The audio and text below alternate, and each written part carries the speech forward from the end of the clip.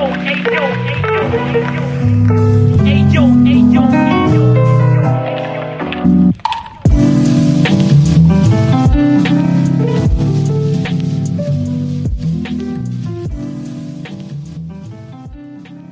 project is a no-profit foundation about visual art and photography. If you want to help us, just drop a donation on buymeacoffee.com/BerlinExplorer. Welcome to this appointment of 50 minutes of experience. Today I'm with Justin Pumfrey, and welcome, Justin. Thank you, Emiliano. Nice to see you.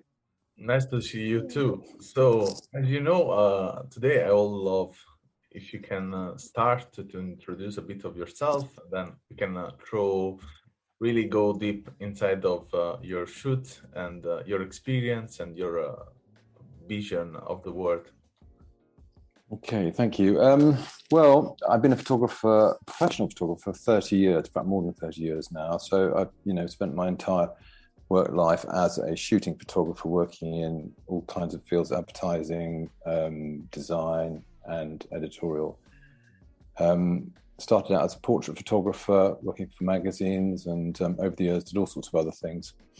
But throughout all of that time, and before all of that, I was kind of born a photographer. I've got a passion for it around about the age of 11, and it never left me. And I still, to this day, love picking up my camera for myself more than I do for anyone else in the world, or for any, paid job that I might do. It's for me something, a means by which I can connect much more deeply to who I am, and emotionally to express kind of who I am emotionally through what I see. I feel like it's when I have my camera for myself, I'm exploring myself in a certain way through looking. Totally. I agree with you. So let's talk a bit about your experience.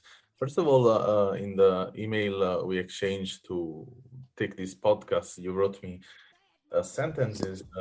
Your mantra is stay open, and I'm fascinated about that. So then I wanted to talk a bit about that. Sure. Yeah. That's a deep interest for me, because I coming back to myself as a photographer rather than someone who's working to produce for someone else.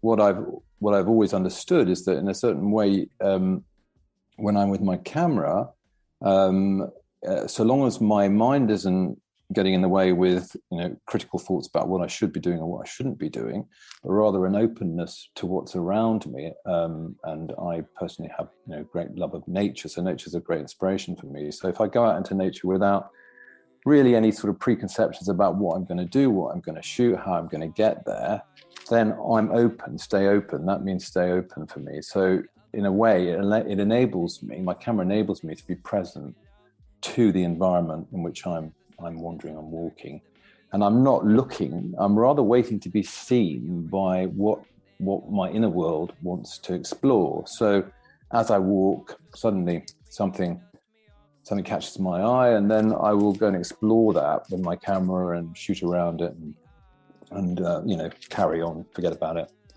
and the next thing, and the next thing, and the next thing. And it, in a way, it's like a sort of walking meditation, really. I've had a long interest in presence and meditation in my life, and it's a great vehicle for entering into the flow, if you like, and being surprised, because actually you really don't know what's going to come and catch your eye in that day. And also you don't know afterwards. It's rather the same when you come to the editing process.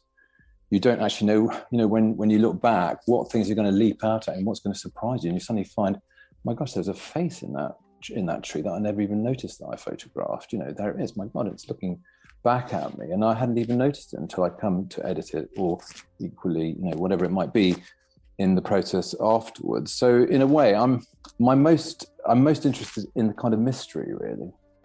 Mystery of seeing, the mystery of being, and trying somehow to capture that in photographs, which is a very difficult thing to do because it's kind of ineffable.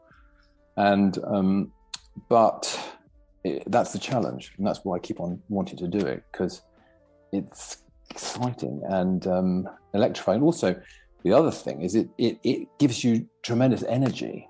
It's like a process of healing in a way, because you're so present, you're so in the moment, you come back revitalized. Like, the moment when you actually create the picture and you see it and you think, oh, that's it.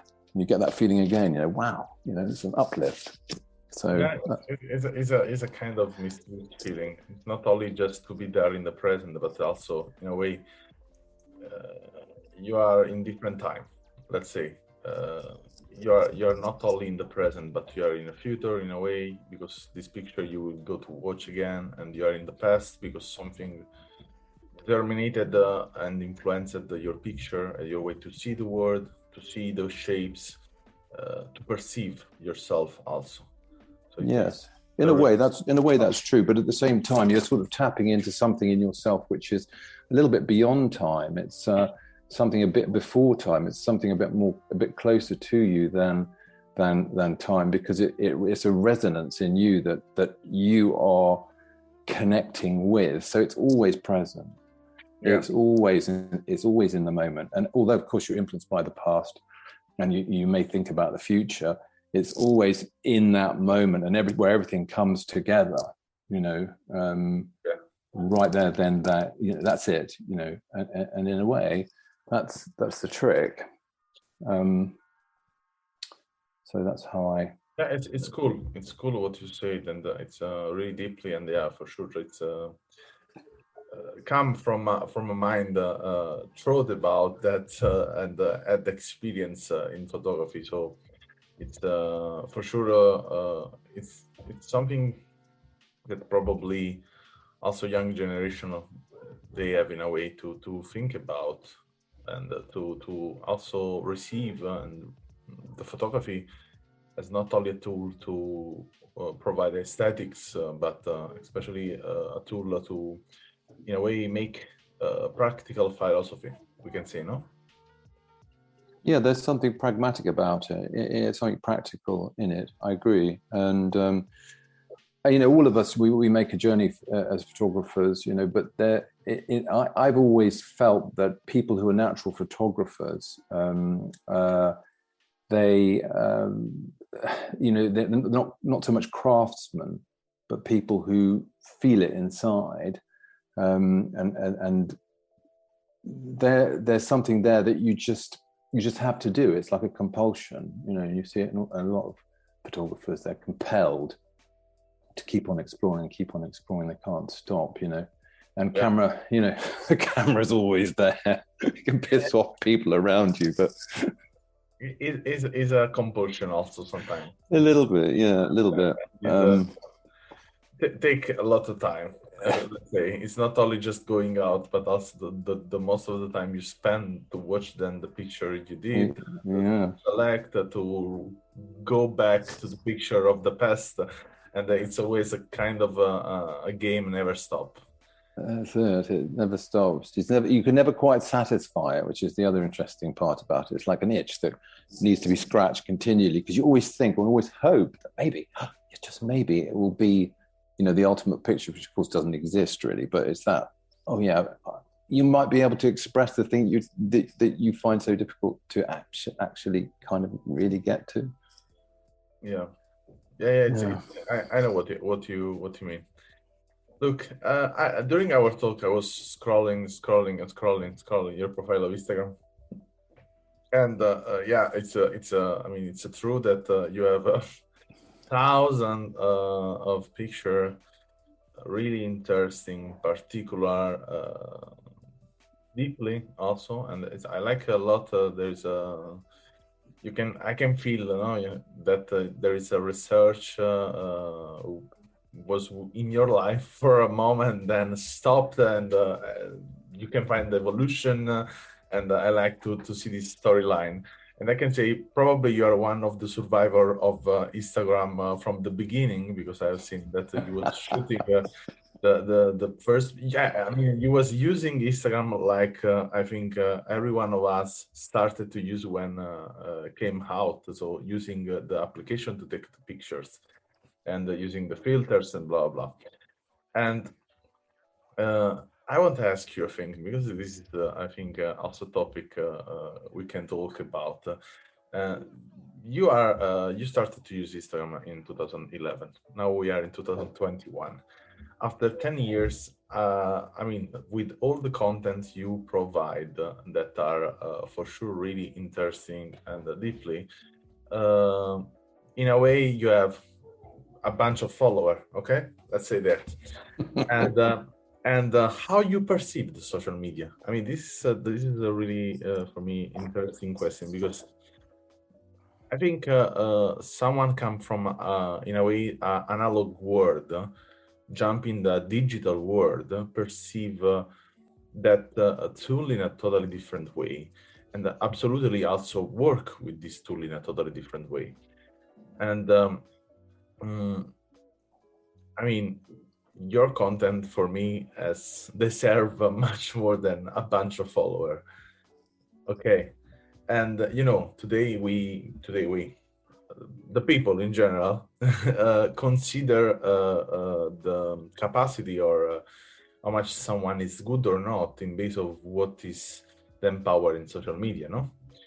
And yeah, I wanted to talk with you about this topic because it's a really various and wide topic. Yeah, sure it is. And I think obviously when I got involved in Instagram initially, it was very interesting because it was brand new, and you were sharing pictures, photographing, and I was sharing, uploading immediately, and then I was getting responses from people in Japan and other parts of the world. I thought, wow, this is really incredible, really, because I'm just wandering about, taking pictures, and I'm getting immediate responses, which I found kind of interesting. And I think the challenge in some ways for me is that the sort of compulsion of it and the interest of being liked or not liked, the narcissistic aspect of these social medias, I feel, for people who are caught up in it all, really, rather, because I think it can really take over your life and dominate your experience in a way that can be quite compulsive.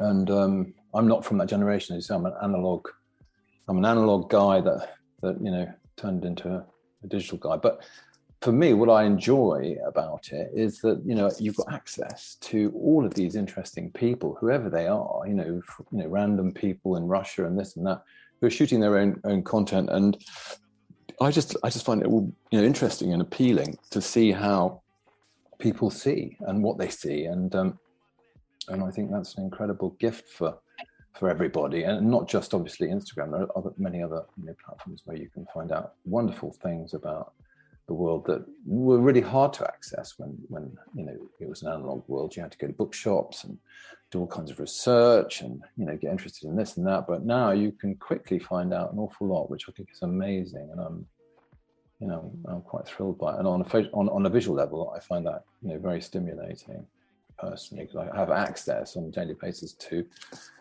a lot of amazing things. In terms of being seen, I recognize, again, that's a real process. It's like anything, you've got to really want to be seen and work very hard at it. And as a commercial photographer, it's a spin-off for me, and so I haven't put that much energy in, and you do need to put a lot of energy in order to build it all up. Hence, I've only got a few followers, or 1,000 followers, or whatever it is. But that doesn't bother me. I'm not in it to win it, really. And today you still work as a photographer, we can see. Yeah, still, yeah, a little bit less than I used to do, but I'm still, involved commercially with some projects and things. Because I've seen, only from what is your post related, that you also took recently, 9 weeks ago, this picture of a dancer, no? You can say. Oh yeah, that appeared in my feed. That was yes, that was done for a friend of mine. No, I mean, commercially, I'm much less involved these days, and I tend to work anonymously in certain fields of photography. Anonymously? Yes, anonymously. Now I have to ask you why. Oh, it just happened. It was a happening. Anonymity was a factor, back in the day.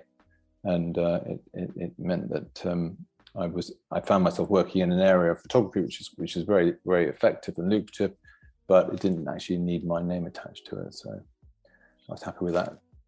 Did you perhaps thought about I mean, let's see, in the next I want to give you a bonus in the next 60 years, okay? That's probably I will be not here, and you also. What is the? I mean, where you will like that your photograph will be? Yeah, it's good. Yeah, I mean, it's a question. It's a question I'm thinking about now because I sort of, feel like I'm, inching towards a time when I can perhaps focus a little bit more on my own photography rather than the commercial side of things.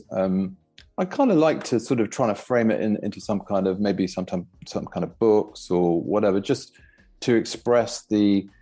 I think almost like the themes of emotions that run through my work. I'd like to sort of somehow find a form for them to show themselves, because I feel like they're there, and they're like the sort of parts of me that have over the years evolved and my life's shaped, and I've kind of got a record of all of these different periods in my life in photography, and I'd quite like to somehow translate that into a work, but at this point I haven't yet figured out how to do that.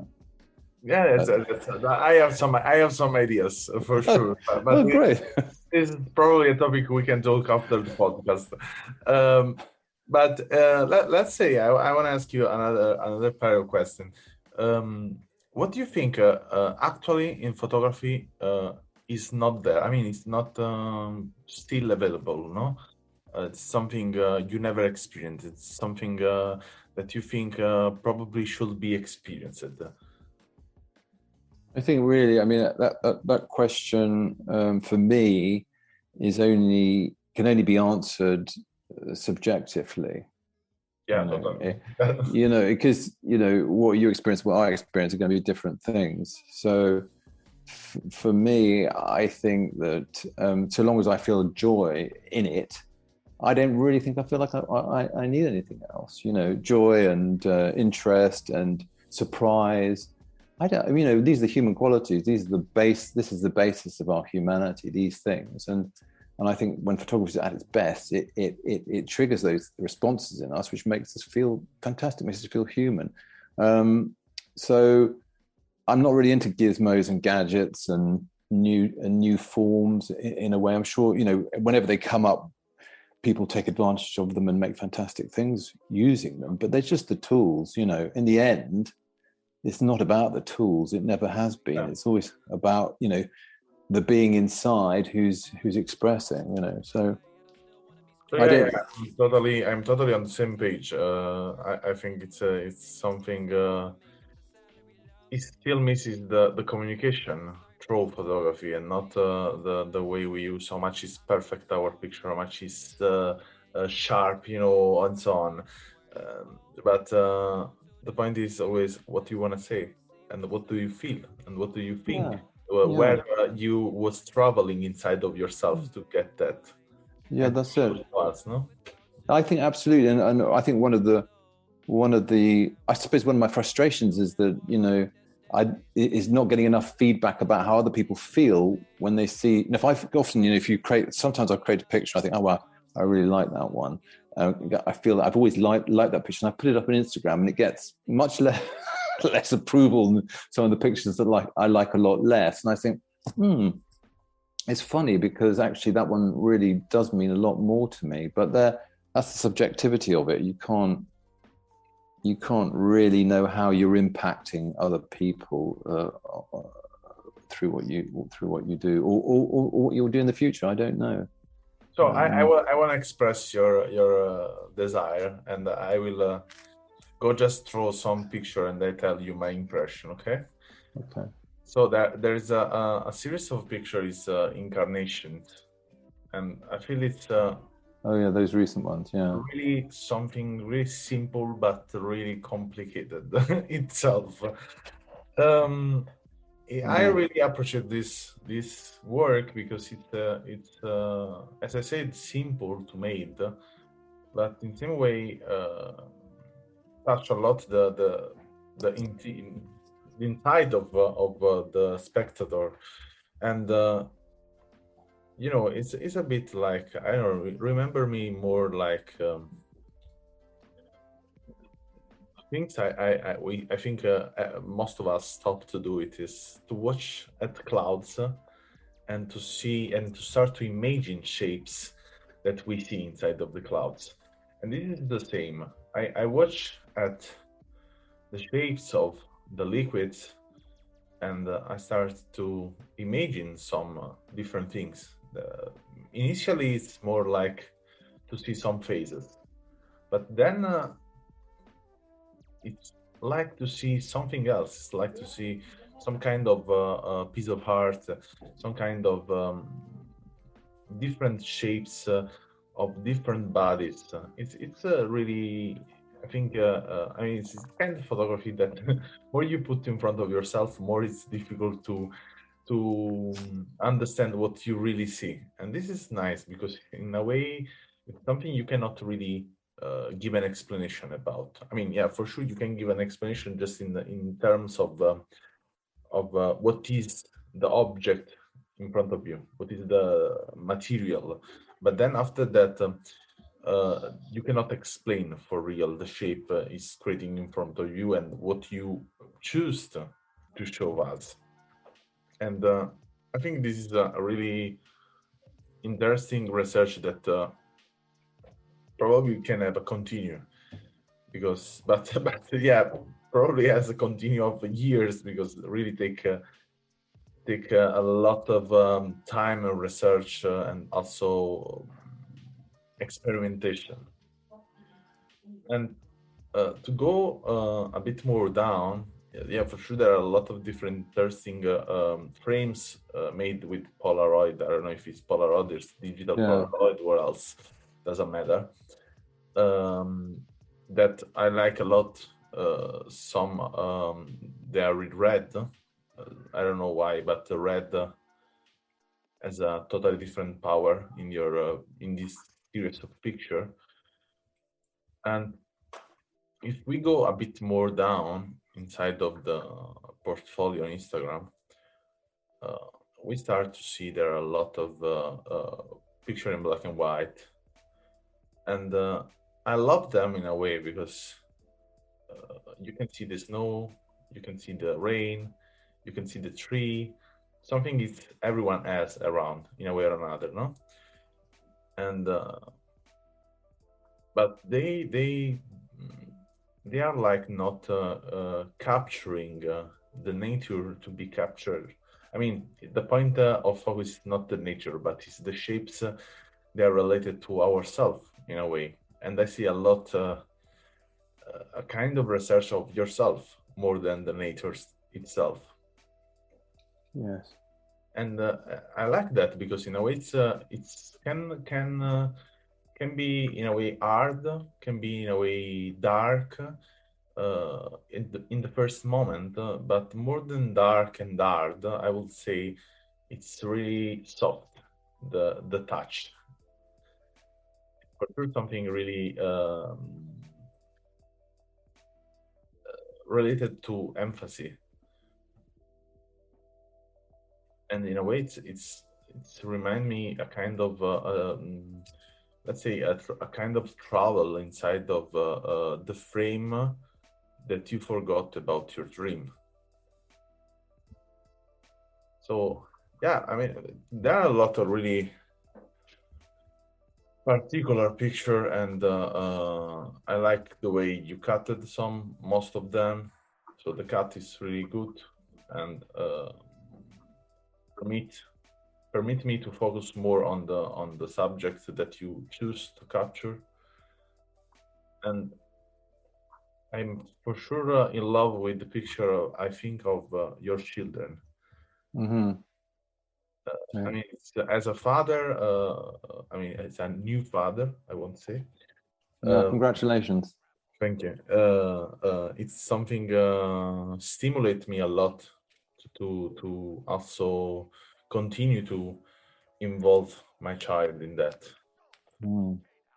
because in a way, yeah, it's not only taking a picture, but also to play with the pictures. And this is something really, I think it's something when you experience, it's very different than watch just a picture you made with your phone. So I hope to give you the feedback in a way that you wanted to receive. Thank you.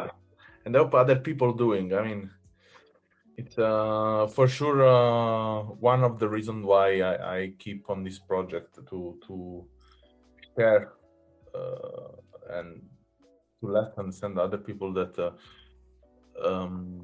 around photography and behind photography there are a lot of different world, different experience, and I think in a way we photographer, so almost everyone in the world are right now. Yeah.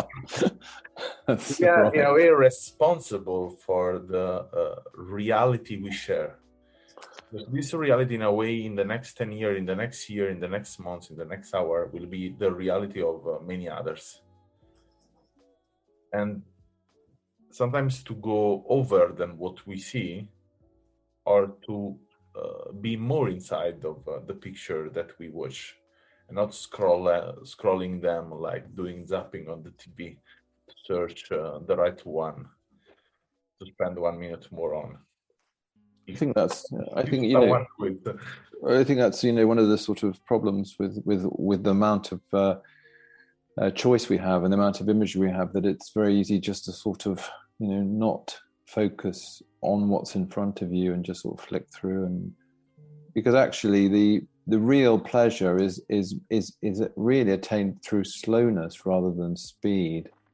To take something in, you need to be quite still, I think, and often in this world we don't really get a chance for that. But as that happens, then suddenly, you can be much more taken by what you see or you read on a different level, and certainly that's the kind of level that interests me, where imagery is, or sound. The same with music.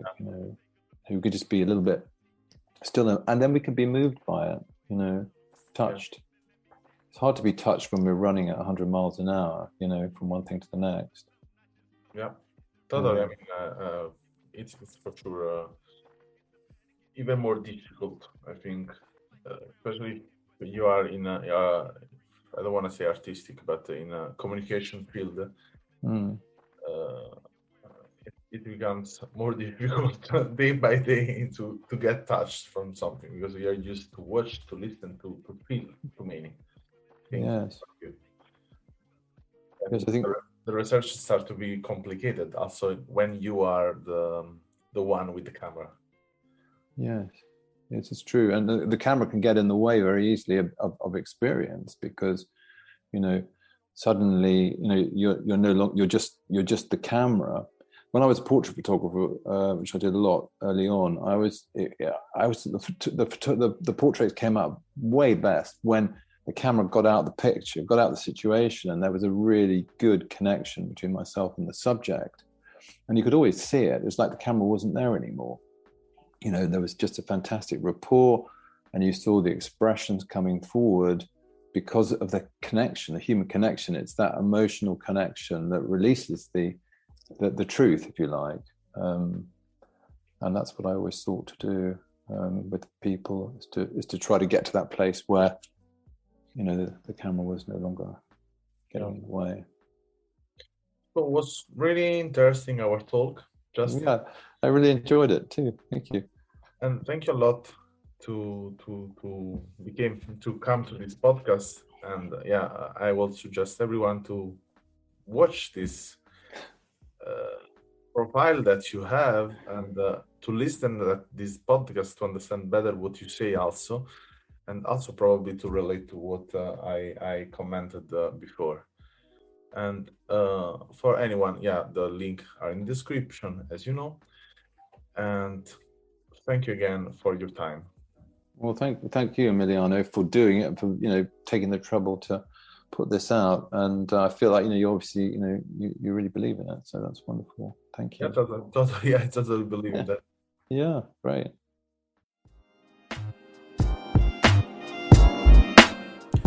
Thank you for listening to this podcast, and if you want to learn more about us, you can visit the link allmylinks.com, Berlin Explorer, or our website bexproject.com. And if you want to follow us, you can always get news from Instagram on our account BEEX Project. Thank you again, and see you in the next episode.